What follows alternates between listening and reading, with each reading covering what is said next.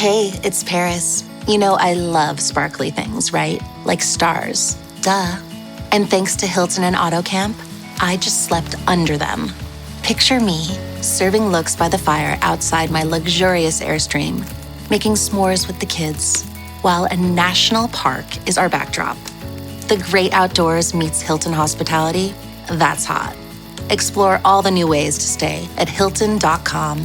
Hilton for the stay. This episode is brought to you by Indeed.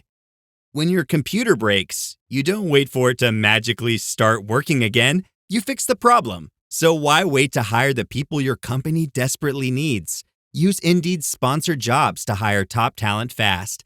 And even better, you only pay for results. There's no need to wait. Speed up your hiring with a $75 sponsored job credit at Indeed.com/podcast. Terms and conditions apply.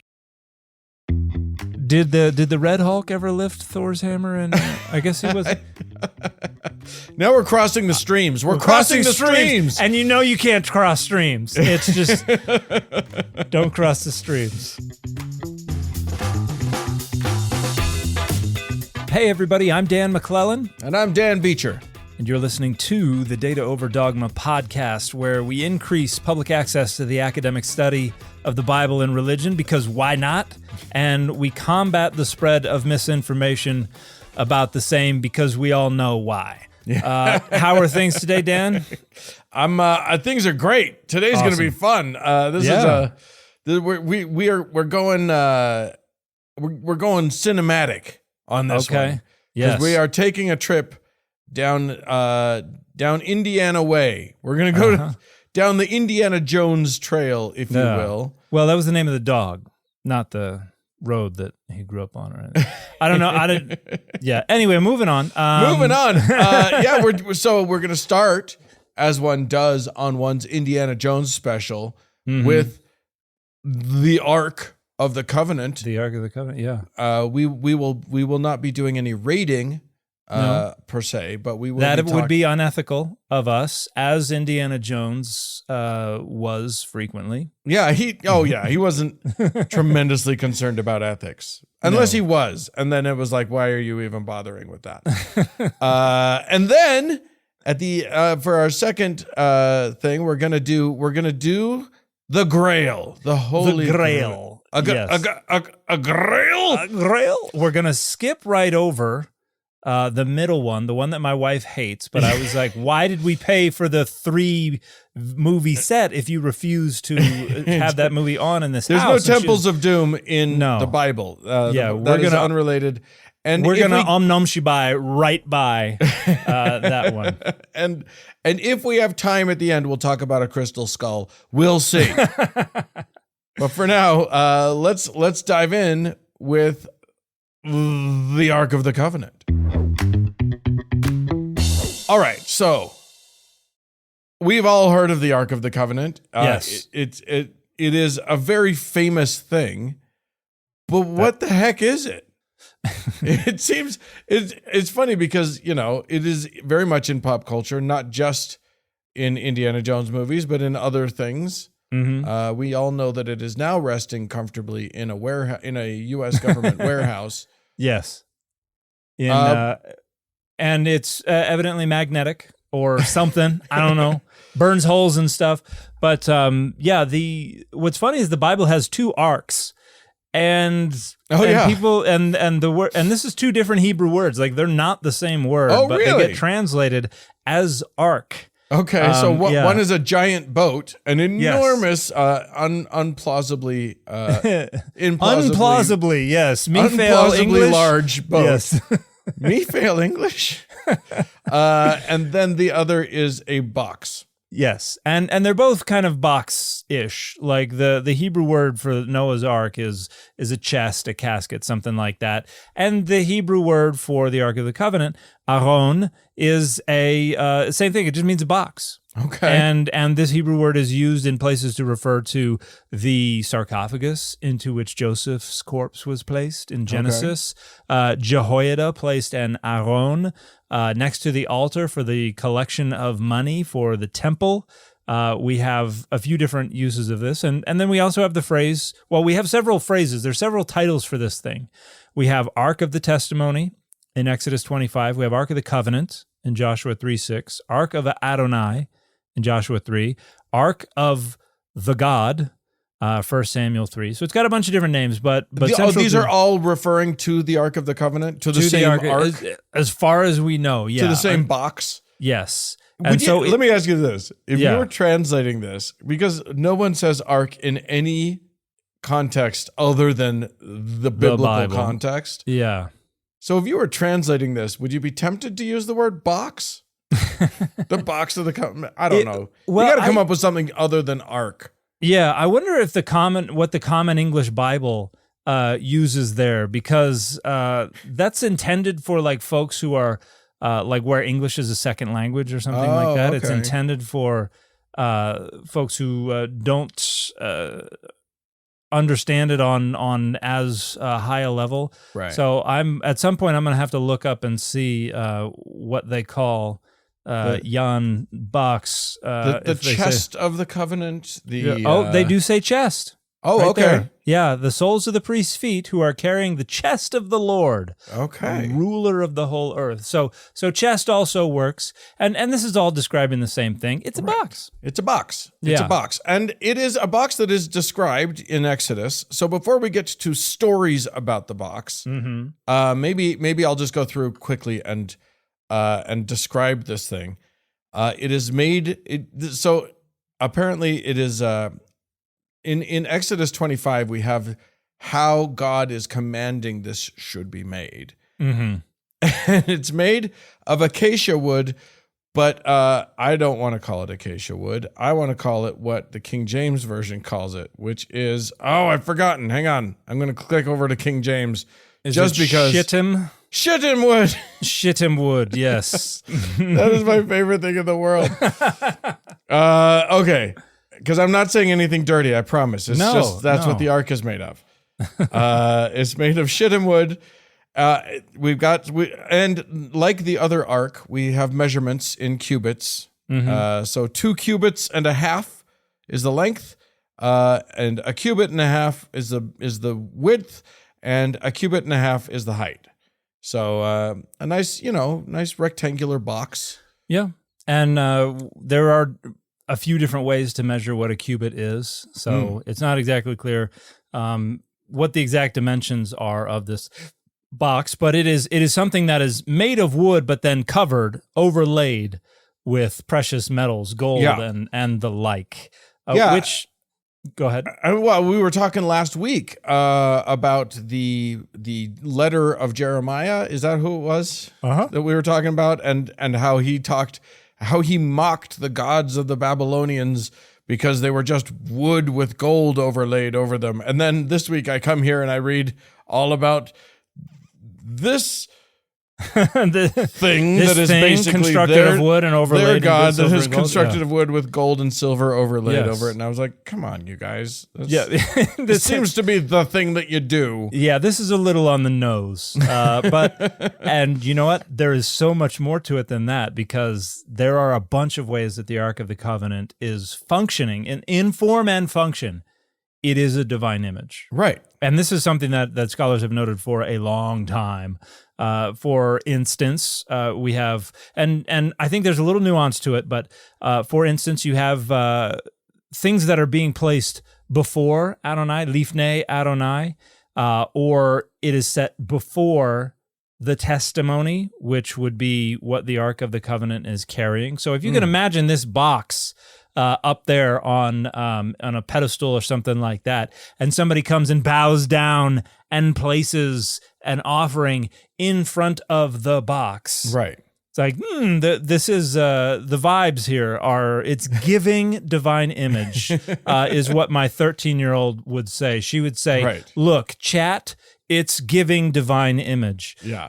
And she will not stop addressing the chat in our living room when no one else is around. I don't understand this slang, but it's fine. It's fine. Young people have their own thing. Yeah, this closely parallels conventions from ancient West Asia, where treaties and things like that are placed at the feet of or before the divine image. Right.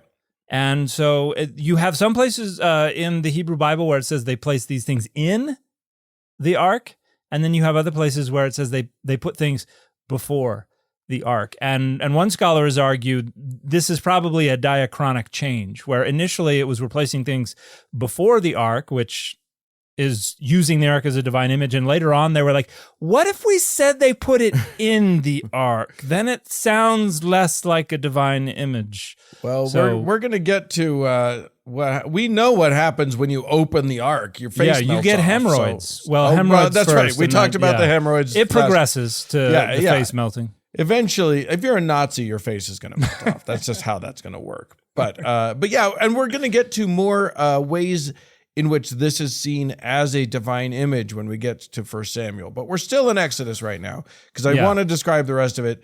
Okay. So we've got a wooden box made of shittim, and then we've got gold and silver overlaid over it. Oh no, is it just gold? It may just be gold. Yes, pure gold, inside and outside. You shall overlay it. Mm-hmm. You shall make a molding of gold upon it all around. Mm-hmm. And then you got 4 rings of gold that you can put 2 sticks through that for holding it. Right. So that's good. That you got a way to transport it. That's always useful. Yep, got to be mobile. And then you got a lid, and the lid or the cover is also pure gold with and it's. I don't know why it feels like it has to specify the length and width of that. Just make it the same as the box. But it does. It says the same as the box. Yes. And then 2 cherubim of gold, which everyone interprets to be angels. But whatever cherubim are. Yeah.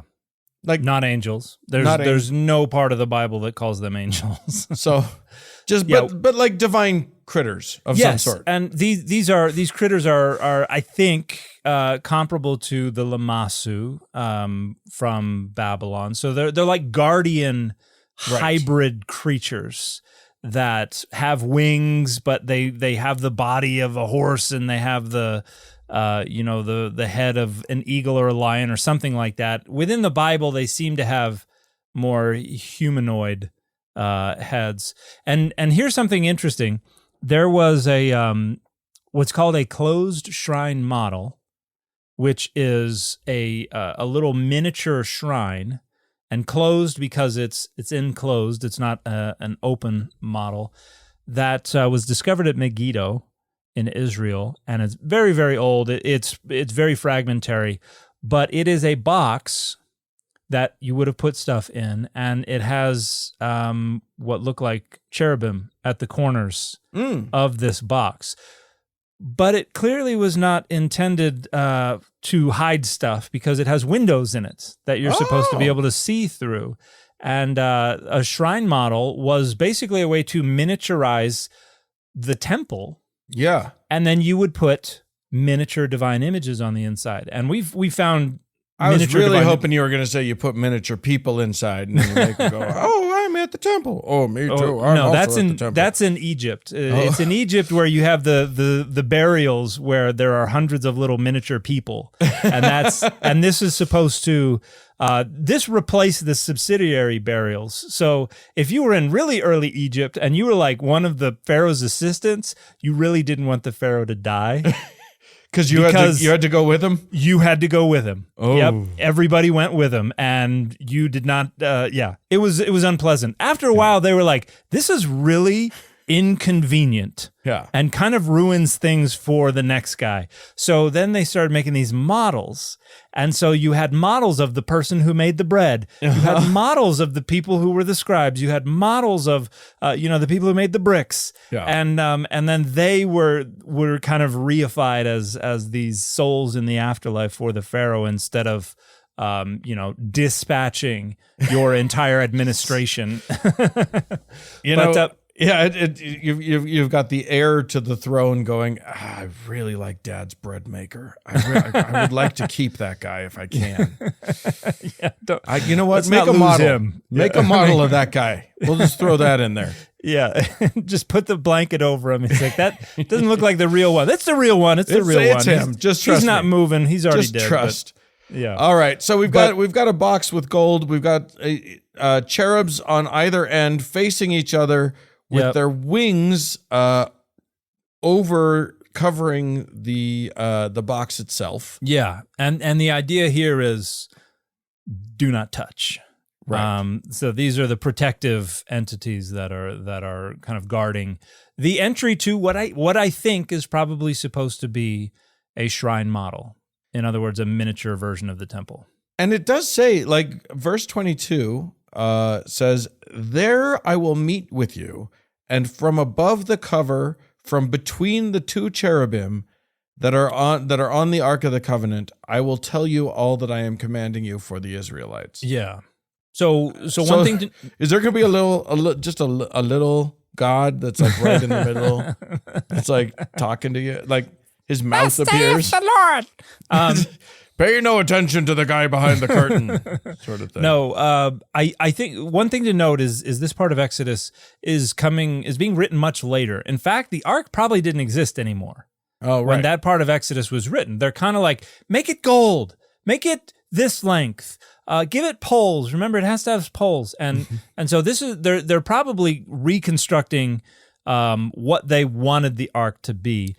And they have the sense that this is supposed to be reifying God's presence, and so they kind of describe it more as a throne, like God is enthroned between the cherubim. That's one way that the language there is commonly interpreted, and so that's why they call the lid the mercy seat.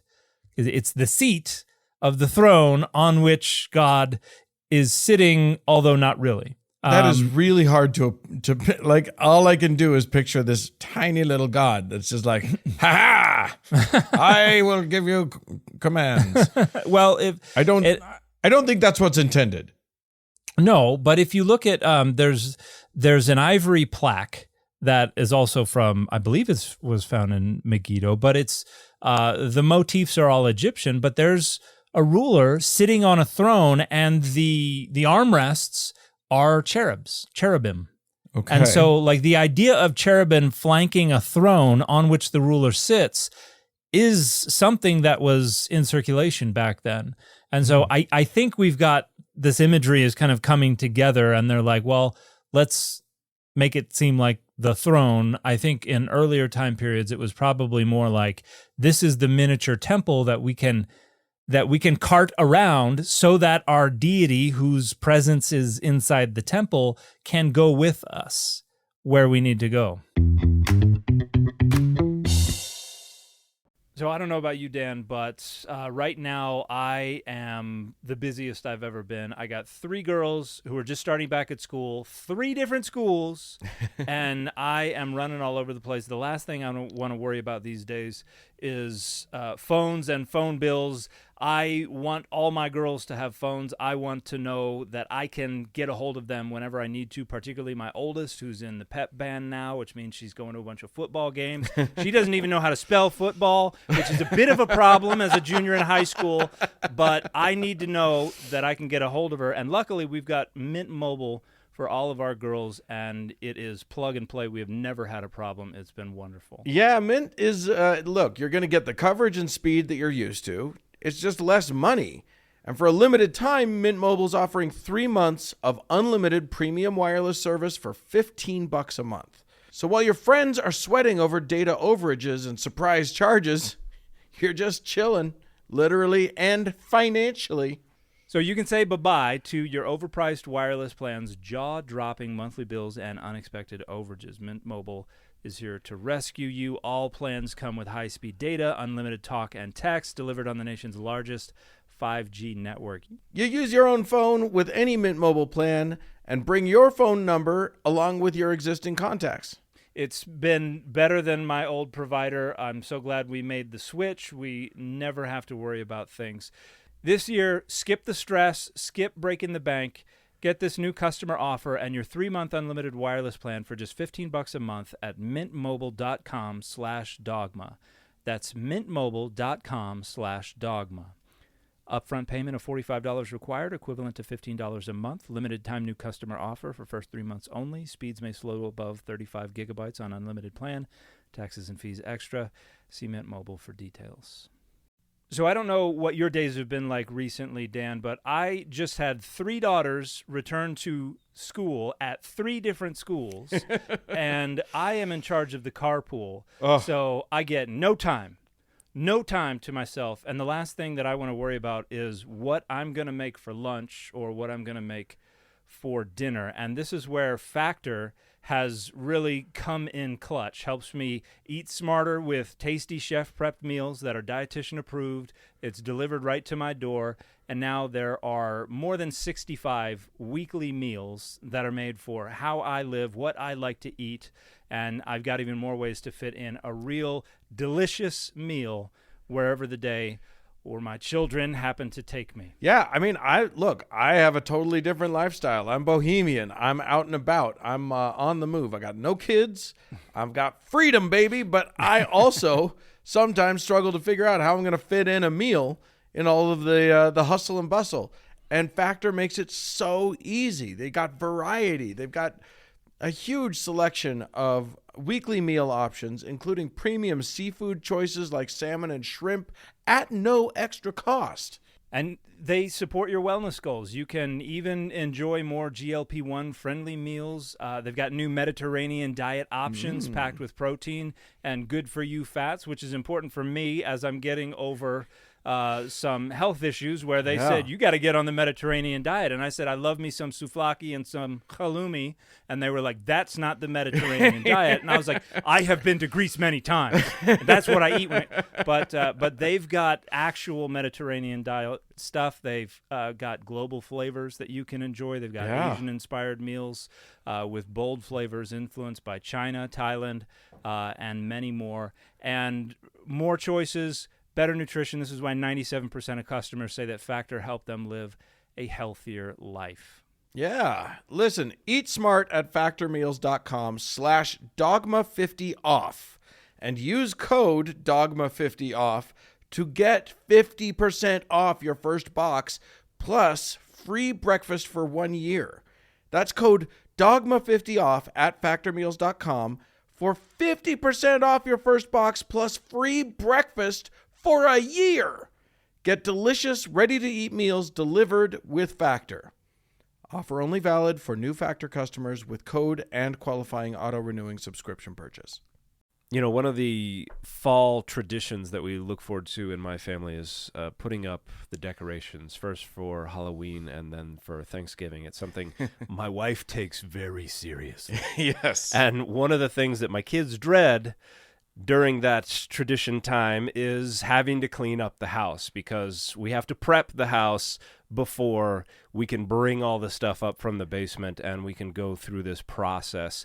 And that is where Homaglow can be very helpful. Yeah, here's the thing. No matter what your holiday/fall lifestyle is, whatever your traditions are, it is so nice to be able to take cleaning off of your plate, give it to someone else to do, and you can save your time and your energy for the fun stuff of life.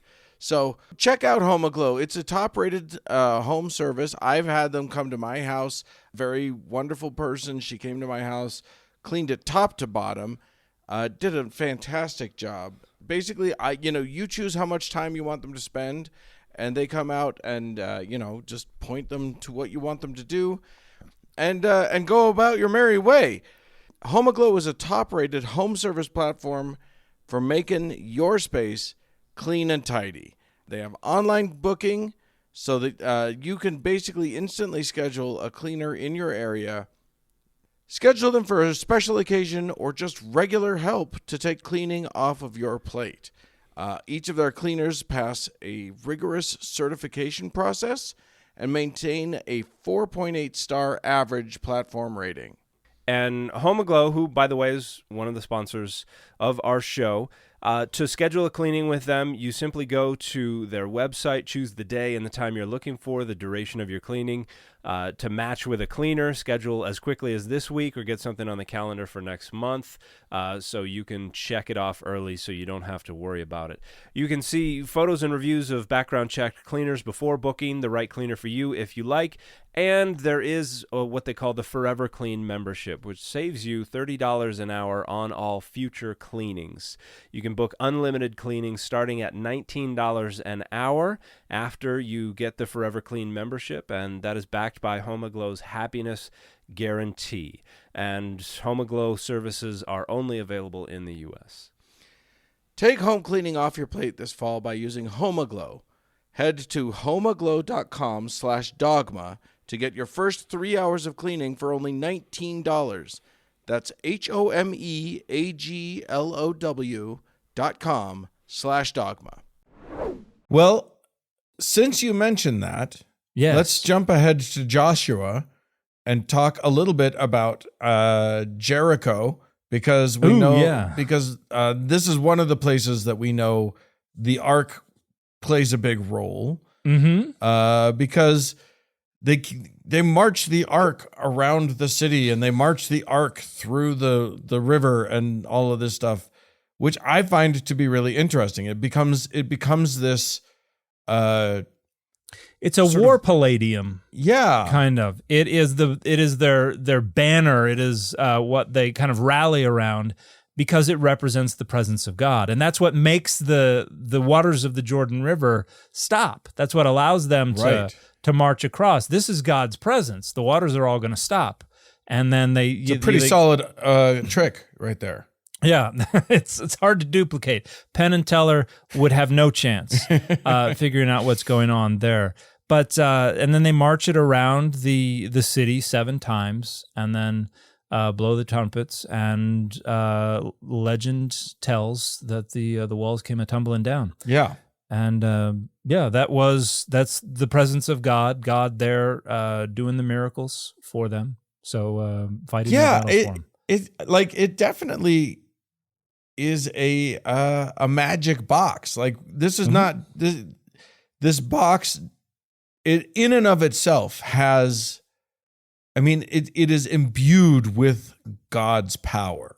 Yeah, in some very strong way. There's I don't know if you look these verses up, but if you go to Numbers 10. Did you happen to look at Numbers 10? Oh, no, I don't have Numbers 10. That's not one that I've got. So verses 35 and 36, they're talking about the cloud during the day and the fire during the night and all this. And then it says, whenever the ark set out, Moses would say, "Arise, Adonai, enemies be scattered and your foes flee before you." And whenever it came to rest, he would say, "Return, Adonai, thousands of Israel." And so the movement of the ark represented the movement of God. And where the ark was, God was. And so, this is manifesting the presence of God.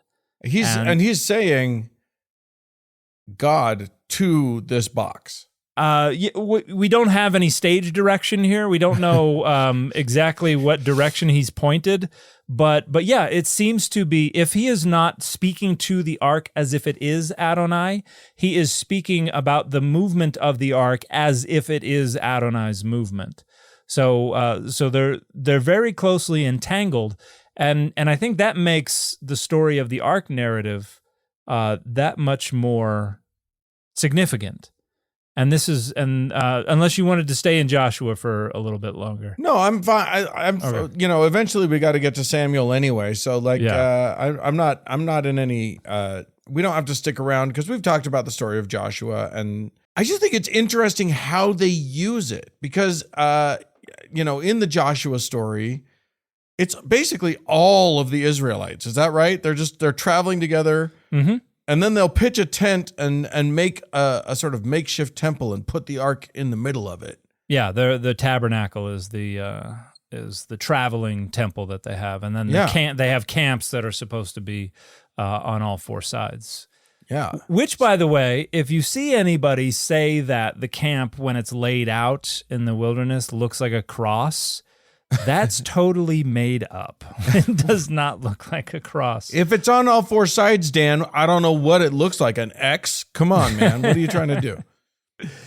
Oh gosh. So they're traveling around, and the tabernacle with the ark in the Holy of Holies, that's representative of God's presence. And by the way, I think and this is just a little aside, they talk about the fire at night, the pillar of fire at night, and the cloud during the day that followed Israel around. Mm-hmm. What I think this is doing is using the temple imagery, because the idea is that signified God's presence. But let's say you've got a temple that's operating day and night. You've got sacrifices being burnt and everything like that. During the day, what's going to be hovering over the top of that space? A bunch of smoke, a big cloud. What is it going to look like at night when they've got all these fires going? And it's going to light all of that up. It's going to look like like there's some kind of concert or football game going on there, and it's going to be comparable. Burning Man. It's it's going to be comparable to fire. So I think these stories are supposed to make people think, oh, that's like what I see when I look at the temple, and there's a cloud over it during the day, and it looks all fiery at night. So that must mean that God's presence is there at the temple. I think, personally, I think that's what those stories, that imagery is supposed to be communicating to an audience that is operating much later down the road. Right. But anyway, yes, you've got all Israel walking along. Let's scurry on to the story of, because in Joshua, we've got the ark operating as a sort of a powerful instrument of war, because they go and they defeat things. Mm-hmm. What happens if the ark runs out of war juice? And we get to 1 Samuel when the Philistines come in to make war. So we've got this situation, and there are a couple of storylines that are converging here, because you got Eli, who's the high priest, but his sons are kind of worthless, and they're not doing a great job at the temple. But in 1 Samuel 4:1, word of Samuel came to all Israel. In those days, the Philistines mustered for war against Israel, and Israel went out to battle against them. They encamped at Ebenezer, and the Philistines encamped at Aphek. And they dropped lines. The battle was joined. Israel was defeated by the Philistines, who killed about 4,000 men on the field of battle. The elders of Israel go, "Why has the Lord put us to rout today before the Philistines? Let us bring the ark of the covenant of the Lord here from Shiloh, so that he may come among us and save us from the power of our enemies." So, we've got the story of Jericho. We know this is like a war palladium. This is supposed to be God's presence among the people, and God will fight our battles for us. So let's go get the ark and just bring it next time we go to battle. Yeah. And then bing, bang, boom. It's a pretty effective tool at the beginning. Yes. Because the Philistines, they look at it and they are terrified. Yes, they heard. There's a big shout when somebody shows up. We got the ark, and they bring it out before the army, and everybody's shouting huzzah. And then the Philistines hear the noise of the shouting. They said, "What does this great shouting in the camp of the Hebrews mean?" When they learned that the ark of the covenant the ark of the Lord had come to the camp, the Philistines were afraid, for they said, "Gods have come into the camp." Yeah. And so the Philistines at least understand this thing to be functioning as the divine image, which bears the presence of the deity. And so they're like, oh crap, God's with them. They understand it to be multiple deities. They multiple understand. Times they say gods. Yes, in the plural. Woe to us, who can deliver us from the power of these mighty gods? Yes, and then they sing the praises of this God. These are the gods who struck the Egyptians with every sort of plague in the wilderness. Doing the work of the narrator for him, so he doesn't have to boast about his own people. Yes. Is there any chance that the author of 1 Samuel actually had the idea that, like, I get that it's easy to just say that this was from the Philistines' mouths, and so they didn't understand that it was not multiple gods. But is there any chance actually that at one point they were thinking that it encapsulated multiple gods? There is certainly a possibility, and there are a few different theories that bear on that question, because there's stuff that's going into the ark. The ark is containing things, and we all know about the tablets of the law. And here's something interesting. The tablets of the law are basically two little mini standing stones with the law written on them. Right. And we already have stories with Moses and Joshua where God says, set up standing stones, write the law on them, and then worship. And so those are divine images, and the law is being written on them. And if the ark is a shrine model, it's a miniature temple. What do you put in the miniature temple? Miniature divine images. What's a miniature standing stone with the law written on it? Couple of little tablets with the law written on it. So this is like mini divine images going into the model of the temple. And then we also have Aaron's rod that is supposed to have budded.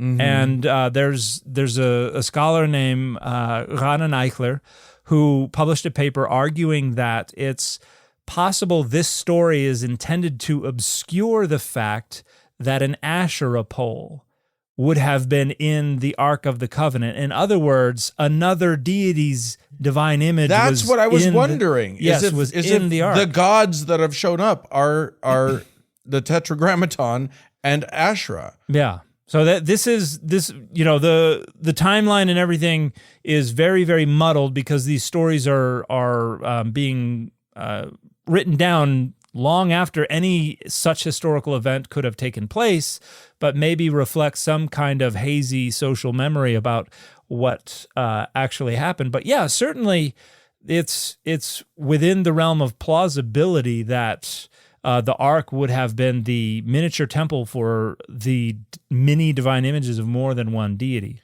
So I mean, certainly the author of this of 1 Samuel doesn't rebuke this idea that there are gods.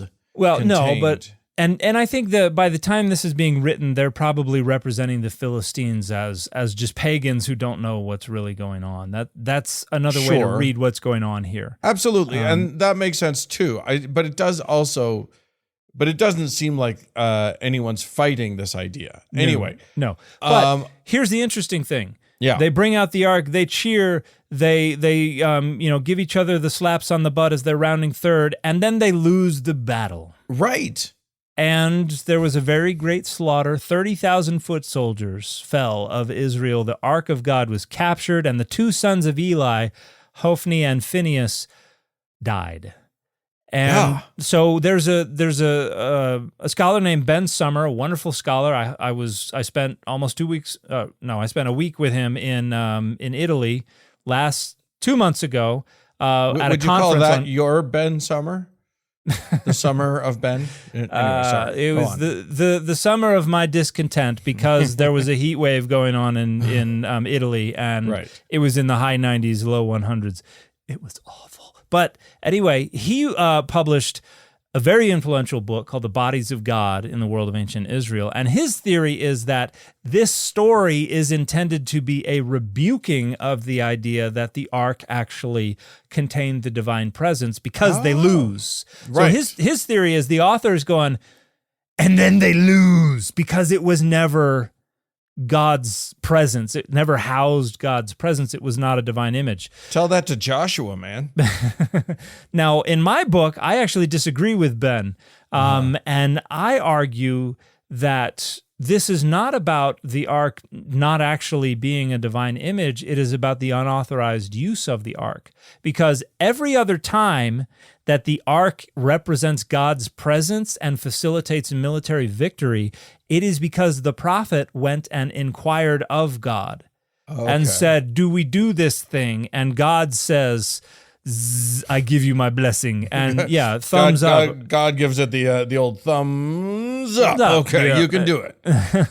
And we have absolutely no hint of that here. Right. And so in our last episode, we talked about how the deity will abandon the divine image when it needs to. Right. If the people are doing things wrong and everything. So or at very least, that's the way you you rationalize. Yes. When you lose and you're supposed to have won because your God was supposed to fix it for you. Right. That's the retconning that goes Right. on.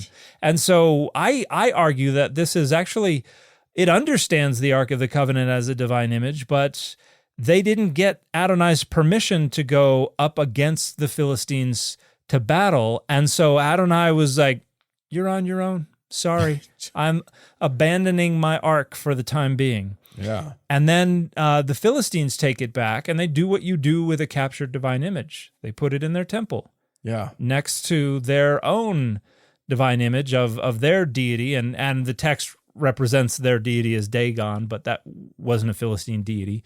And then there you go. Then we have the battle of the divine images, where the next day they show up at the temple. They, come in and go, "Let's get you some breakfast, Dagon." "Oh, you're on the ground," which just means that like their rock tipped over, right? yeah, basically.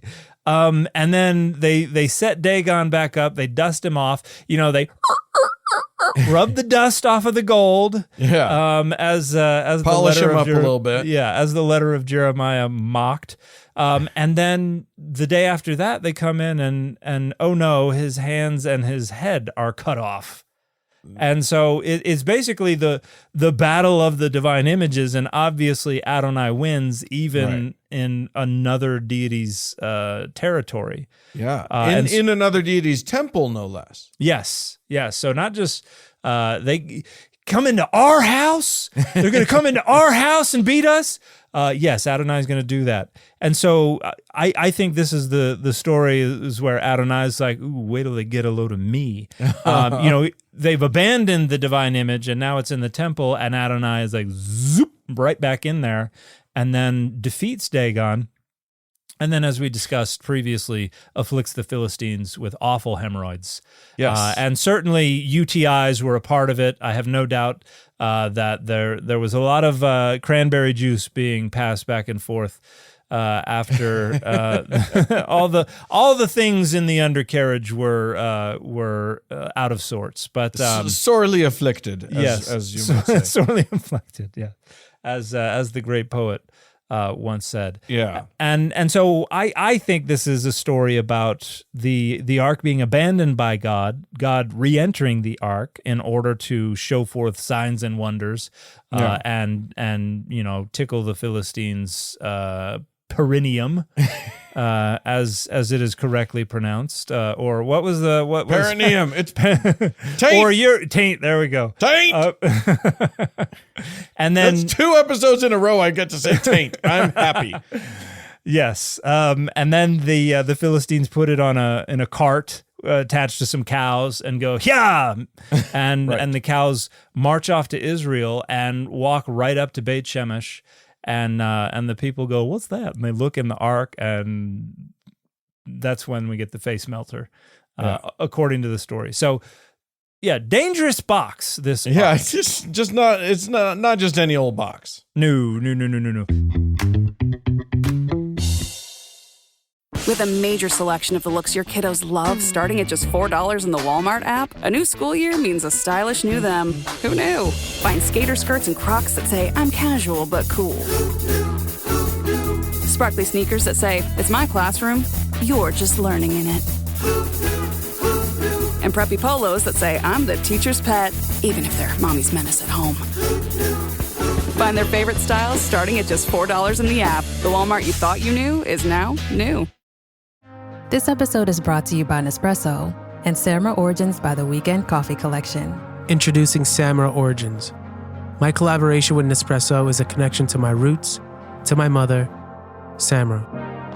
Coffee that hits the right notes. It transports you. Crafted with unique notes and bold, soaring flavors. Experience a taste that moves you. Nespresso and Samra Origins. Discover more at Nespresso.com. But then we have, you got to skip over the rest of 1 Samuel and get to 2 Samuel 6. And what happens is Beit Shemesh is like, get this out of here. We don't want this around here. And it goes to another city, and there's a guy there who is like, I'll watch your ark for you. And, and I imagine that now I'm dang it, I've forgotten the actor's name. In the Italian Job, who was Handsome Dan? Or Handsome Rob? Was it Handsome Dan or Handsome Rob? I mean, we're Handsome Dan, right? So it must have been Rob. Well, yeah, but Seth Green is like, I'm Handsome Dan. Gosh, Yes. I forget his name. That's who I imagine saying that. I'll watch your ark for you. And then David comes and brings it to Jerusalem. So the ark is not in Jerusalem until 2 Samuel 6, when David is like, let's bring the ark. Let's bring the ark to Jerusalem. Yeah. And so goes and takes the ark from the house of this fella who's watching after it. Played by Jason Statham. I'm awful with names. This is why I didn't make I had it to on Google Jeopardy. it. I knew exactly who you were talking about, and I also couldn't think of his name. So I used to shave my hair pretty low. I used to get a lot of Jason Statham from folks, and on TikTok it's all Woody Harrelson. So, yeah, okay. But yeah, so this is the story of how the ark comes into Jerusalem during the time period of David, even though it was lost long before and has run a rocky path to get back to Jerusalem. And this is it's called the Ark of God, and this is where Uzzah. It's on the way to Jerusalem, and the cart that it is on is rocked, and Uzzah is like, whoa, and reaches out to steady it, and he gets zapped. And then so mean. He's just trying to help. Yeah, and the worst part of it was that then results in the phrase steadying the ark, which bad faith people use to try to tell people you're not allowed to correct ecclesiastical leadership because that's steadying the ark, and you might get zapped. You'll get zapped. Yeah. All right. So don't do that. I think that does it for the first Indiana Jones movie. That's a fascinating thing. So far, we have no evidence that any Nazis actually came anywhere near this. Wasn't buried in Egypt, not in the right place or the wrong place they were digging. Certainly that we know about. Yeah, certainly not in a warehouse in D.C. And who knows? Maybe that's what the folks taking over D.C. are on the hunt for. Right. Yes. Exactly. This is all a cover to go find the ark. So somebody can take over the world. But speaking of being on the hunt, there is no greater, more hunted thing than our next segment, The Grail. The Grail. So, okay. If you are looking for the biblical references to the Holy Grail, Dan, what book in the Bible should we turn to find the reference to the Holy Grail? You should not waste your time because it's not there. You are better off looking in the Da Vinci Code because there is no reference to the Grail. The Grail grows out of traditions associated with the Last Supper, where Jesus has the Passover meal with his followers. Can I say that I was genuinely shocked when I started researching this and discovered that it is not in the Bible, a biblical thing. I was like, come on, there's got to be something about a cup or something. No. But alas, it. So where did this crop up? Like where are we getting this from? So I think the roots of it. You don't have discussion of a Grail, but in the Gospel of Nicodemus, which is a 4th century text, and was Nicodemus the owl from Sword in the Stone? I don't know. I don't remember. Dang it. Let's say yes. My daughters would be so disappointed in me. But this is a 4th century text, this apocryphal gospel, and it talks about vessels that are associated with Christ's passion. So the last week of Christ's life. So this is probably the seeds that sprout in the 12th and 13th centuries in Europe with these French texts that are like openly fictional novels. They're just stories. They're just stories, but they aren't they? They're like heroic poems. Yeah, and some of them. One of them is about Joseph of Arimathea, and another one is about Percival, the Count of Graal, and they talk about this mysterious radiant vessel that is some kind of relic that becomes associated with the cup of the Last Supper, and it has mystical and magical powers in these stories. And then it becomes part of Arthurian legend.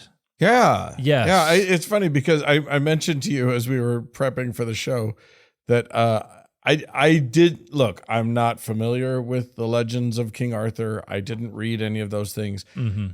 But I kind of thought that like maybe the Monty Python guys just kind of came up with that on their own and thought it would be an interesting thing to do. But no, very much that is what the legend of King Arthur centers around, sort of.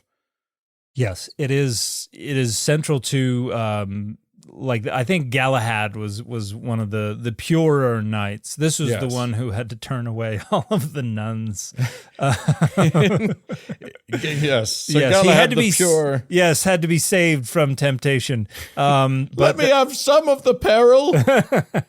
I think around 1225, you have a text, the quest of the Holy Grail, which is associated with this, and then it becomes associated with chivalry, with questing, with all of this kind of stuff, with all of the legendary kind of medieval European motifs that that get recycled all the time these days into things like Shrek and Monty Python and the Search for the Holy Grail and all that kind of stuff. So, but the idea is that there's this vessel, and it had a pestle.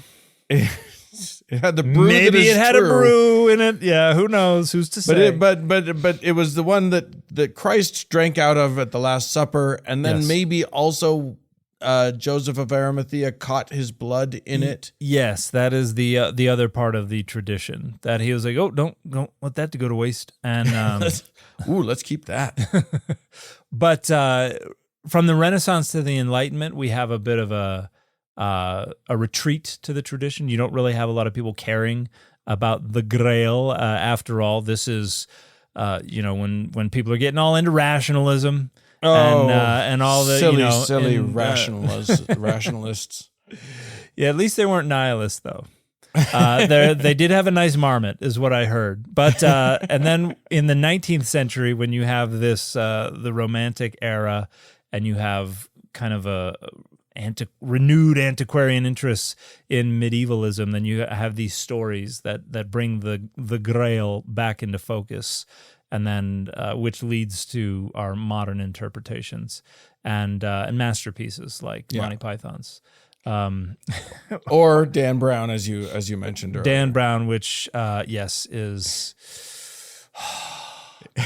1,000 poxes on He's just trying to entertain the people. He's just Dan. trying to entertain, yeah. And I cannot blame Dan Brown, because like he told people this is totally fiction. There was a book called Holy Blood, Holy Grail, right, which was published back in 1982, which is full of these ridiculous conspiracy theories. And I think most people who read that are like, yeah, this isn't real. And that's what Dan Brown did, but then was like, I'm going to write a kick-ass book on this, and and I'm going to make up a job called symbologist. But and even he was like, it was based on this book, and those are ridiculous conspiracy theories. That's all fiction, and my book's all fiction. That conspiracy theory was, if I remember correctly, was just based on how the word Saint Grail in French, meaning Holy Grail, sounds a lot like Sang Real, which is like the bloodline, which sangre meaning blood, and real meaning anyway. So like, I mean, if two words sound the same as two other words, obviously there's a connection. It wasn't a cup; it was a bloodline. Yes, and Jesus has relatives living in France. Right, Doy. Right. We all know. Look, it's all that makes sense, people. Yep. Married Mary Magdalene, had a daughter named Sarah. They ran away to France. They started up the Merovingian dynasty or something like that, right? And all of that stuff, and yeah, even today you've got TikTokers who are breathlessly telling you about the secrets that they kept from us, and they're just kind of blithely sharing ridiculous conspiracy theories published in books written by non-specialists. And when somebody says, this word looks an awful lot like this word, if you just squint at it a little bit and you ignore all this stuff over here, and then you just imagine these connections here, that's evidence that this entire conspiracy theory is true. It's the number of idiotic conspiracy theories that are born of that kind of amateur just parallelomania cannot be counted. The thing that surprises me, having learned that not only is there no biblical precedent for this cup, but that it didn't even arise as a story until the Middle Ages. Mm-hmm. It surprises me that there are so many cathedrals that claim to have it. Oh gosh, yeah. Literally, there's one in Seville, and there's one in somewhere in Italy, Genoa, I think. All of these, there are lots of places that have just claimed that they have this holy relic, and it's like, okay, but it's not a thing, though. What about that? You can't let them know that. Then they're going to start asking questions about all the other relics, like the piece of the true cross, and that skull that's over there in the corner, and that finger bone over there, and somebody's foreskin. Right. We got a collection of foreskins in the back, and we got a whole bag of them. Yeah. The holy prepuce. Yes. Is that what it is? Anyway. Yeah, and that is this is an outcome of a lot of these things spreading during the medieval period, and I think that brings us to my beef with the end of Indiana Jones and the Last Crusade, because Indy chose poorly.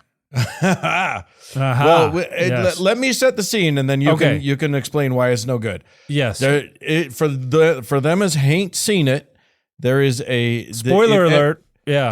Spoiler alert. But you've had plenty of time. Yes, it ends with them finding this room full of mugs, full of chalices, your various and sundry,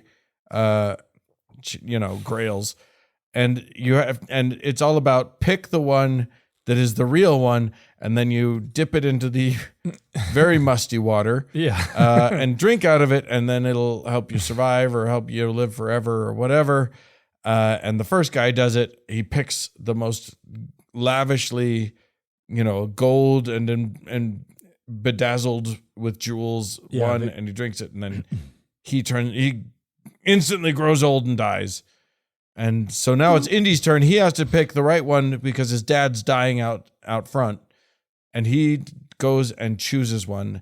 And it is, he looks at all these elaborate, beautiful things, and he sees one that's just a very simple thing made of wood. And he says, that's the cup of a carpenter. Is it clearly made of wood? Is it just painted? I always thought it was made of wood. Yeah, I don't, because Indiana. Anyway, the idea is that it is a simple thing and probably made. I assumed it was made of wood. It looks like it's supposed to have like plating of some kind around it. But so it was probably a wood interior that had some plating or something. Or something. Okay. Yes, or something. So Why was this wrong? Problem. Yes, because in the 1st century CE, this was a period when there were a lot of concerns for ritual purity. And while some people think that Jesus was like, we're doing away with all of that, he wasn't. And a good Jewish Passover dinner at the time would not have used a wooden or certainly not a clay cup or something like that. In this time period, this is a time period where uniquely we have a high concentration of stone dishes and vessels that were used, because the idea was that a clay or some other vessel like that, impurities can be transmitted to that and they stay with it, and then they impute those impurities into the things that they hold. And so for clay, the only way to dissipate it is to break the clay, to shatter it, and then the impurities go ooh, and rise into the sky, kind of like the Ed O'Neill's story about killing a man in the dead of winter, and you lost me entirely, but that's okay. Somebody's laughing their butt off. Yeah, from Wayne's World. Okay. But anyway, they would have had these like limestone carved vessels, plates, cups, bowls, things like that. And so I would have to watch the scene again to see if they had any stone cups there. I don't remember seeing any clearly stone cups, but that would have been what would have most likely been on the table at an early 1st century CE Jerusalem Passover dinner.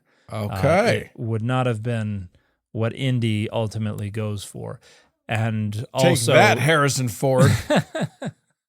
I doubt he was doing set design, but no, who knows? Yeah. Well, there you go. A fun little way to end the show. Get your cups right. If you're ever asked to pick a holy relic that never actually existed, but you got to pick the correct one. Yeah. Go with stone every time. And isn't that great that the end of this quest to find the divine, the guy's like, pick a suitcase. It might have $1 million in it. You might die. Yeah. So it's a game of chance in the end, evidently, in that universe. No, it's a game of are you pure enough? I submit to you, Dan, that it doesn't matter which cup Indiana Jones chooses, because it is the purity of his heart that actually is renders it. Yes, the transubstantiation of the cup into the body and the blood of Jesus. Boom. I don't see how I could be wrong on that. Yeah. Well, maybe he was worthy to lift the hammer. Yeah. Exactly. Did the Red Hulk ever lift Thor's hammer? And I guess he was. Now we're crossing the streams. We're crossing the streams. And you can't cross streams. It's just don't cross the streams.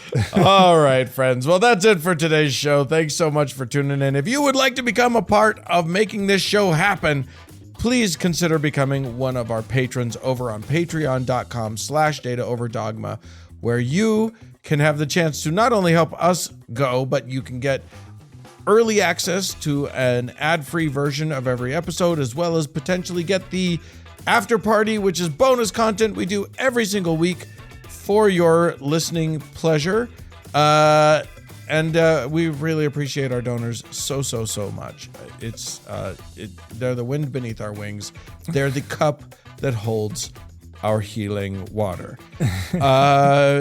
Thanks so much to Roger Gowdy for editing the show, and we'll talk to you again next week. Bye, everybody. Data Over Dogma is a member of the Airwave Media Network. It is a production of Data Over Dogma Media, LLC, copyright 2025, all rights reserved. Do you find it hard to sleep at night? Then the Calm Cove podcast can help you sleep deeply all night long. Calm Cove has deeply relaxing meditation music and ambient sounds like ocean waves and crackling fires, All of our episodes are designed to help you relax and to fall asleep fast.